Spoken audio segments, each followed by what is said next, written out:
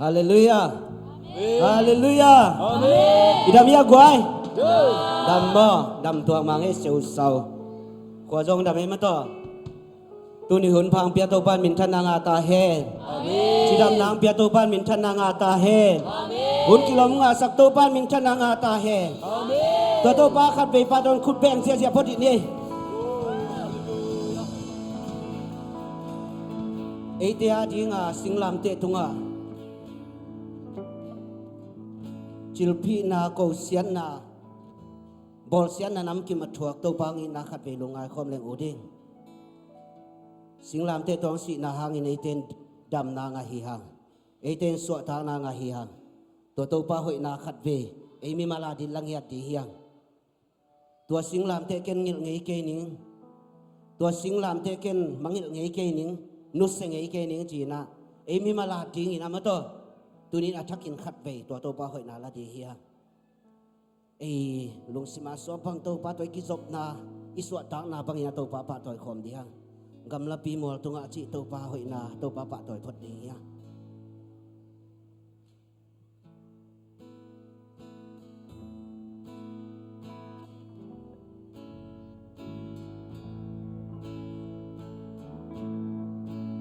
gam la pi mol tunga sing lam te tul genga gen china mai zum na ni mai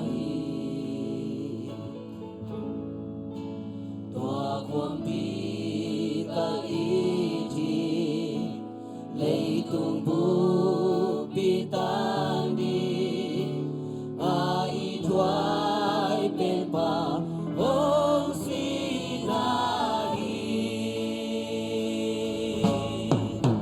tua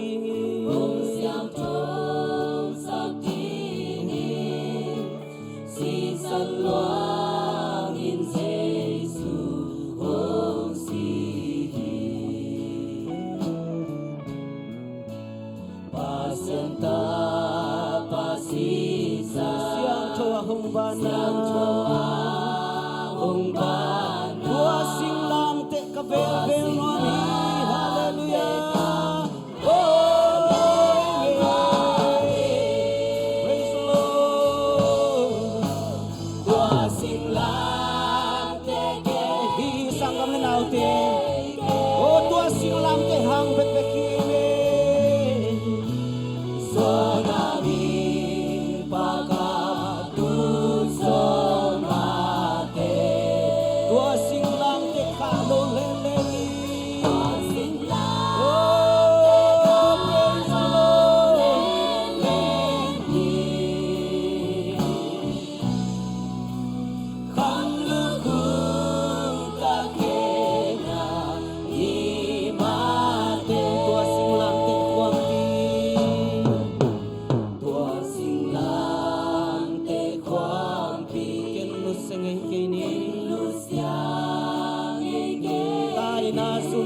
tuak pihani nakatuak pihani tua hile kan be siang hong sang ina ina amen hong sang ina amma to amin chang kong dim praise the Lord hallelujah tua to pa bin tanawa ta he amen tua sing lam ne praise the Lord tua sing lam te ke nghiêng nghe ke đi so na min pa ka tu so ma te tua sing lam te quang pi tua sing lam te ka long len len ni kam lu ku ka kena kam lu ku ka kena ni ma te kamo na hong mai sa hong siang thâu sakti kamo na hong mai amen hong siang thâu sakti si sang luang in Giêsu hong si sang luang o ai te a di in Giêsu si sang luang sing lam te tuang si na te imit kan bol yang sang o nau te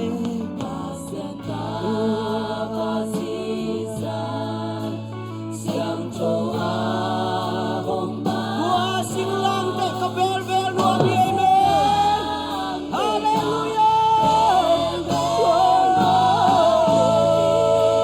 praise the Lord tua sing lam te amen hi sang gam nau te iki sang kai na tua sing lam te be ki praise the Lord so na min pa ka tu so ma te tua sing lam te ka lo le le tua sing lam te ka lo le le ni kam lu ku ka kena kam lu ku ka kena ni ma te min tua sing lam te min tua sing lam atu sim lo hangi atu sim lo hangi ken ka phok to tu na atu pasian tu lo i van tu na siai tulok na oh karani wala tua podini oh ikut delang de lusim kempe to do mapa to kon dia amen hallelujah tua sing lam te ken nghiêng so na min amen so na min pa ka tu so ma tua sing lam te ka lo len len ni amen hallelujah tua sing lam te ka lo len len kam lu ku ka kena kam lu ku ka kena ni ma kamo na hong mai sa hong siang thâu sakti kamo na hong mai amen hallelujah to palung dang siang thâu oh to palung dang si san luang in Giêsu hong si pasian ta pasihan siang thâu a hong mai na tua sing lam te ka bel bel ma oh praise the Lord tua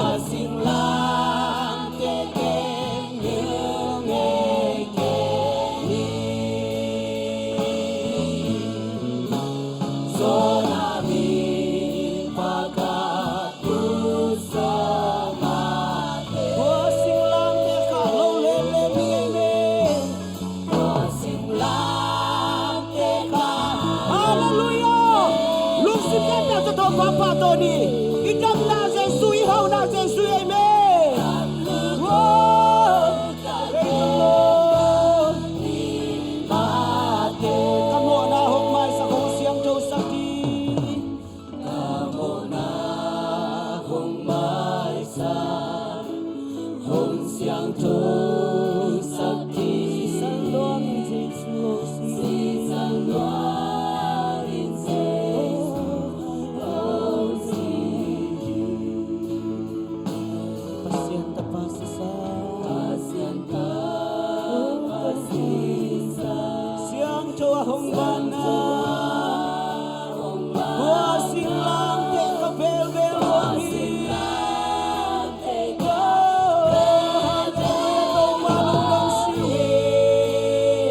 Praise the Lord Buasing lang te ken yung ekeli So namin pagkatutsumat So namin pagkatutsumat Buasing lang te kalo lelemi Buasing lang te kalo lelemi Kamluku ka kena Kamluku ka kena ni Kamo na hong mai sa kong siyang Diyos sakti Lungkim takin to papa to diya Imo na ang masak siyang Diyos sak sa Isuy amen Oh hallelujah Si San Luang Jesu oh si Pasyanta pasisa Pasyanta pasisa Siyang Dua hong Duasing lang te kaberbel nuang yene Duasing lang te pung suan te hiyang amen Akat pung ako di ni sang amnaw te Oh hallelujah Oh praise the Lord So namin pagkatutso mate So namin pagkatutso mate Buasing lang te kanong leleni Kanluku ka kena ni mate Toto pato kan pe lungdam ko pian-pianan le kon ni Yo te sang kan to pato lungdam ko na le dia Jidam nang pian to pahi ebe Ong so ta sak to pahi Siang tau nang pian to pahi hallelujah Toto pato lungdam ko dia Oh hallelujah to pa lungdam we Kamo na hong masak Hong siang tau sak to pa nang pato lungdam na ko Oh hallelujah praise the Lord Natualong dam na Hong Kong ito pa Na may pangsong ito pa Nakapuang suan ng ito pa Nasinglam niya puang suan ng ito pa Kunin Amen Hallelujah praise the Lord Tuasing lam teken myung ekeni So namin pagkatuso mate Tuasing lang te kalo leleni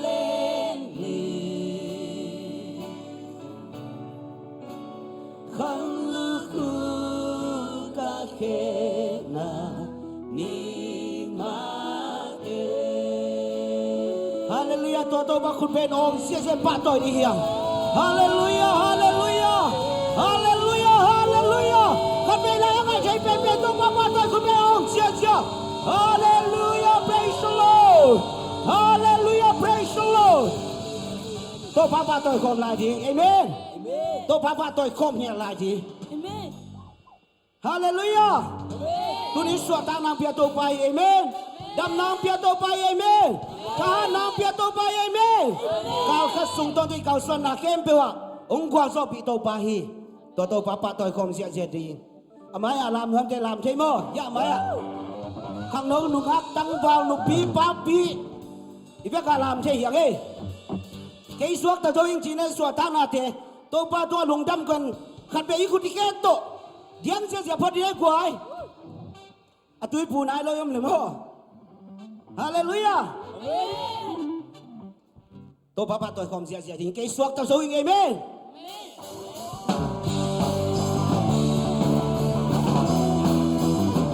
ฮาเลลูยา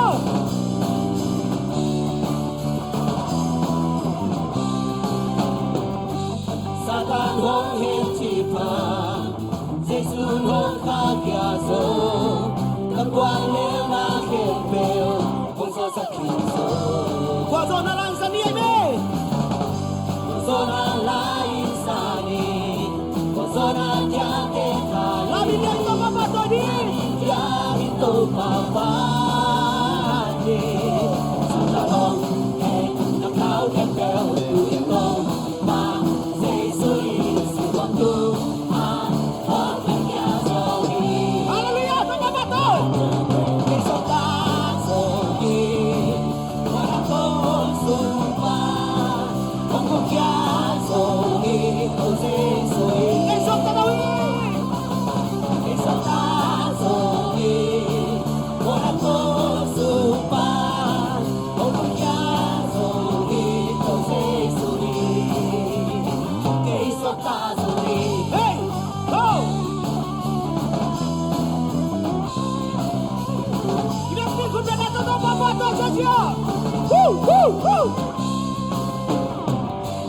Satan hong hiệp chìm phàng Dì xuân hong khá khía dô Các quan lên na khen bèo Hong gió sắc khía dô Vô dô na lai sa đi mê Dô na lai sa đi Dô na kia tê khai La mình kia mình tô vàng vàng đi Satan hong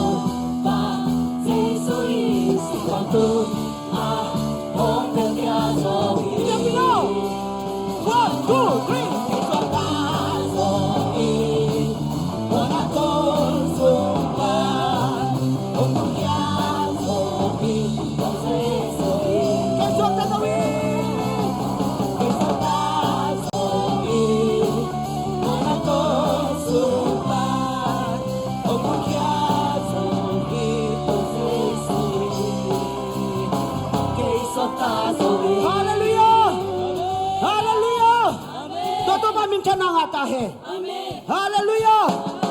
Nang nom na nuwa may be.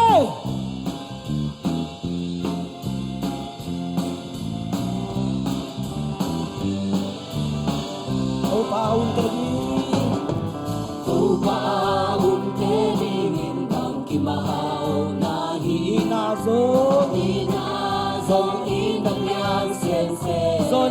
zong hao na chupi zong hao na chupi pe upa ni de nam na om na lo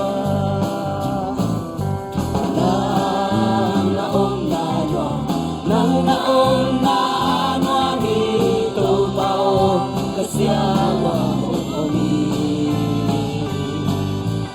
nang patonin pai le bang imawan na to ba na om na no na le wana kan so ma de baby wana le kidam na lo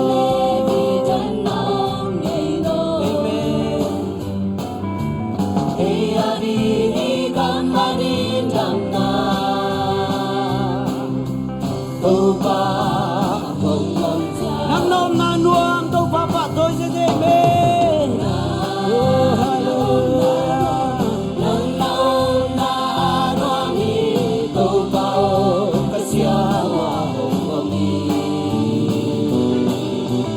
nang paton min pai le ban imamon na tâu pha naon na nuông sung le pai hao na pai hao na pil na siam na le sa na de man na ji om lo na om lo le hin na khe pe sang man pha zo hin na khe pe sang man pha zo tu pa na om le lo na om na lo hallelujah oh tu man na pi na na hi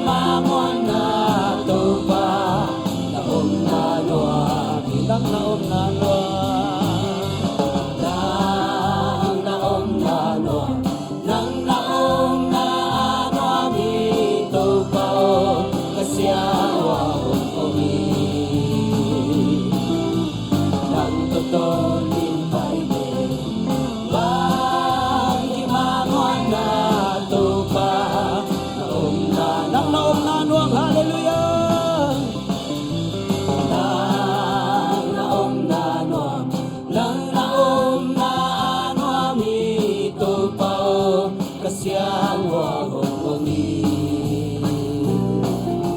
Ang totonin paito bang ginamuan na tuba kaong natuang isam lang naute tupa ngompi chen nuam hi tupa ngompi na hangin hi chang tuhiyang sang naute ivek pin khat ve lei tung mi te siri hiya kha mi te hong ni tupa mi suan di hiya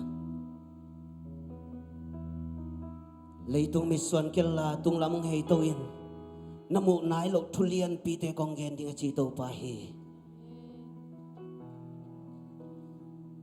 lei tung mi suan tung lam en to di hiya imu nai lok ilamet ngam lok thu pa te to pan pe di hi sangam na te tunin khat ve lung sim khem pe to thung en khom le oting tu lai takina za to in sungami ipa isya pa din khat ve lung sim ki to thung en khom ti hiang ama jong hiting ha biak biak khop na un ma ma ta di ipa om lo in eting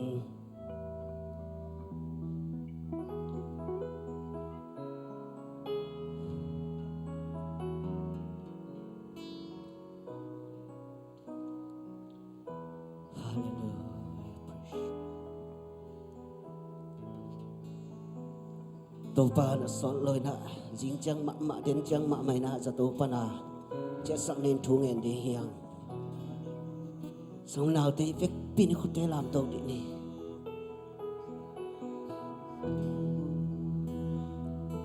atia ki ni siapa din khat ve thu nge sak phot de hiang isiapa om na mai khut te zak de hiang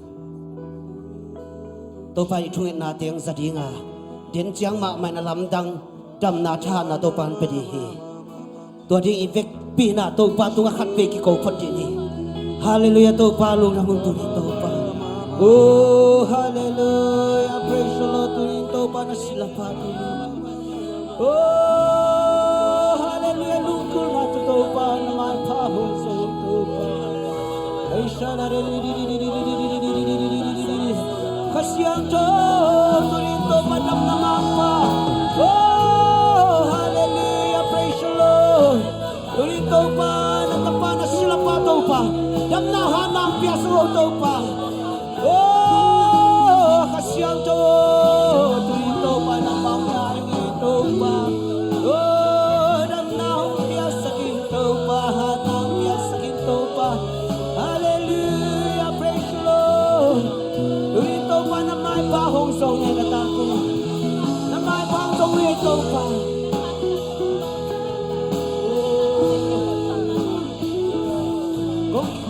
Tiếng say tô pa oh sa tô mang pa đang na mang pa na hi oh sa tô mang pa đang na mang pa oh hallelujah na khat ngoai ang selo na linoy hong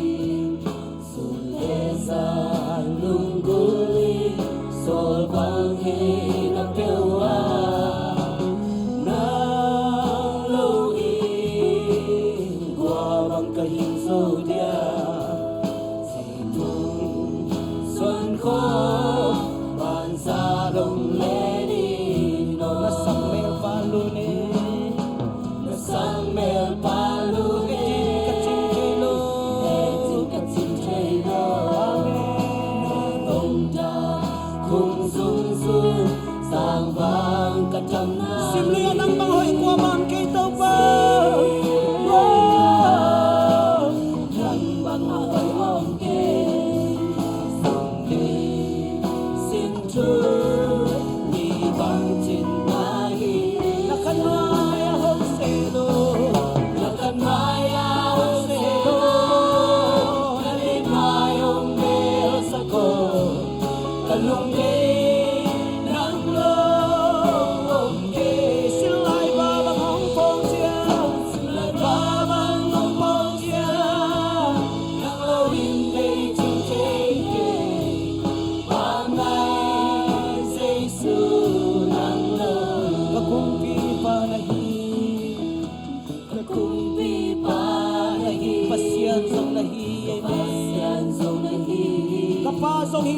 ba Kalom hoy pen pen song nang manahito ba Oh Sato mang pa Gam na mang panay Siyan mang konto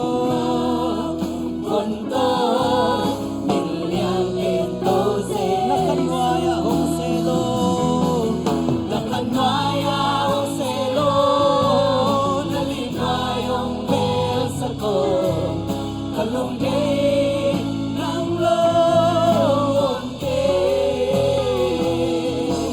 Sila'y babang mong pongsiya Nang lawin kay ching-ching Bangay sa isu ng loob Kakumpi panahi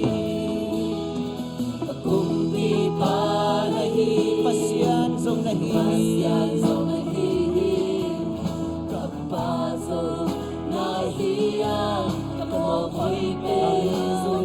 Sa tumang padam na mga Jesuhi Amen Hallelujah Siyama Puntol Milyan pentusi Nakanwaya hong selo Nakanwaya hong selo Nalinway hong besa ko Talongge ng loob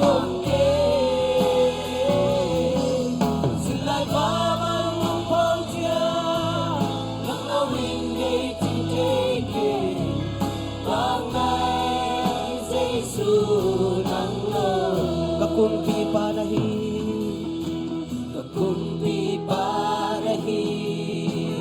Pasyan song nahi Kapasong nahiya Kalopay pesong lahi Sa tumang patang namang pangahi Siyang mang buntod Milyang pintos Nakanwaya hong selo tupang Nakanwaya hong selo Nalinway hong besa ko Kalungge ng loob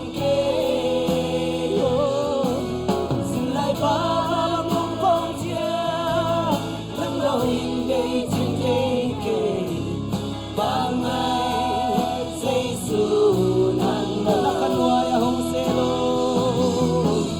Nakanwaya hong selo Nalinway hong besa ko Kalungge ng loob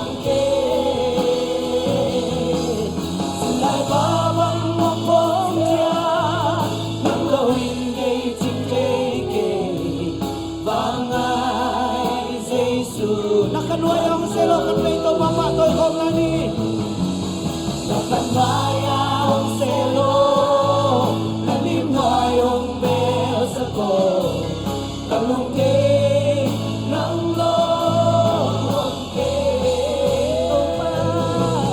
Sila'y babang mong pongsiya Nang lawin kay ching-ching Bangay sa isu ng loob Bangay sa isu Bangay sa isu ng loob Hallelujah. Hallelujah. Amen Hallelujah tenaw te Beikhat Tupak yang chungen khom lai hi ha Isya pang zong phok lai hi hang Dam ta hi hallelujah. Amen. Asolon ongzu in lamong zuaning hi. Amen. Tupan dam namang pain tupan dam na pienga. Ong chahat kiking hi hallelujah. Amen Nunyang man chidamin thunget te pain lungdam ko cheitai. Lungdam kong hi ha Tulay takin damlo machong ay zongin Pazam chang te ay zongin Ipol pisunga naw pang te ay zongin Nasip Akipan te nailo machong le kapi te Thongdal te Nuvung te Kaipu te Tupan nasip hoy piyak sang nangin chungen ng hiha Ipol pisunga damlo ten dam nangan suwak talo ten suwat ang nangan chungen ng hiha Ipol pisunga khasyang to na sema khakalonang tunang na chungen ning hiha. Nan na hoilo te kensa te nan nagilo te zay shumin to ni aling hiha. Amen. Oh, ipek tang na lungsim na ita to pa to chungen khom to ta ken chungen khang nang ni ku te na. Oh, hallelujah. Hallelujah. Oh, zay shumang mabang na mo. Oh, zay shumang mahoy na me ko mo to pa. Hallelujah. Hallelujah. Oh, to ni na to pa nang makasyang to na semi to pa. Hallelujah. Tuloy to pa na tate. Sige hito pa. Oh, natake naman pila hito pa. Amen. Hallelujah. Praise the Lord. Tuloy to pa na hoy na rumbang. Sa mga balungan mo. Oh, zay shumang mahoy na mo to pa. Oh, to ni kasyang mandang na matayin to. Oh, to na pa kapilang na matayin to. Paano na pa pasong na matayin. Natapalang sa bilang na matayin to. Paano mahoy natin to pa. Oh, luman tumadang siyak to na siyak sa Ginoo to pa. Hallelujah to pa. Doon dinadamlo na hanggang kupong. Telo desisyon na mami sa sungin to pa. Damdang siyak sa Ginoo. Oh, nasa mga nailo to pa. Tato to pa. Kahit buhay sungin to pa. Oh, kapi ay lumadong ay sungin to pa. Nagbahoy nato tong dalay sungin to pa. Ay sungin to pa. Nasa pangbuhan nino to pa. Oh, susya lang ang nailo to pa. Natate to pa ng man. Subang piyay lan. Nemboy te. Suwalyan te ay sungin to pa. Oh, amaw ten nga chay nga kilom tu de nga to pa. Oh, nang makasyang to pa. Nasiboy na sipatin nung piyaging sukong enuhi. O to pahipol pi panin to panat na hoylo nan nagilaw te zesyu nang mamin to kaniyal nga duhi. O nan na hoylo nan na siya vate to ni pai ketahe. O dam namang pa zesyu mikim to ato padam nang tung saktae. Nakasyang to lo nang nakasyang to kyang panong pai hau na nom na chupang tung kim tahe. O to babasyan nasep anay na ilong natate. Asolo nasep na inang makyang alungdam ko na zangkay man na tung alungdam chukong ko uhi. O to baka siya pa solo in za to panin lungdam mai tay ilamong zuan ngay malungdam chukong ko hi. O to ni na to pa po pimisunga damlo zong ka thane mitem le to pa nakasyang to maute na mo nang lon sa kiladam na ang piyak saktain. O company to na sip natin tuwang piyan la. To ni mi malkim to nga alam ng dam na alam ng suatang nali. Hibiyak piyak na so ang kil na tate mi malkim. Alam ng magyang panpay suatang na sidam na lungdam na nung piyaking dain. Zay siyum da chungen ng kyabong ko te biyak to pabsiano. Amen. Ay le kun kom itut kom ina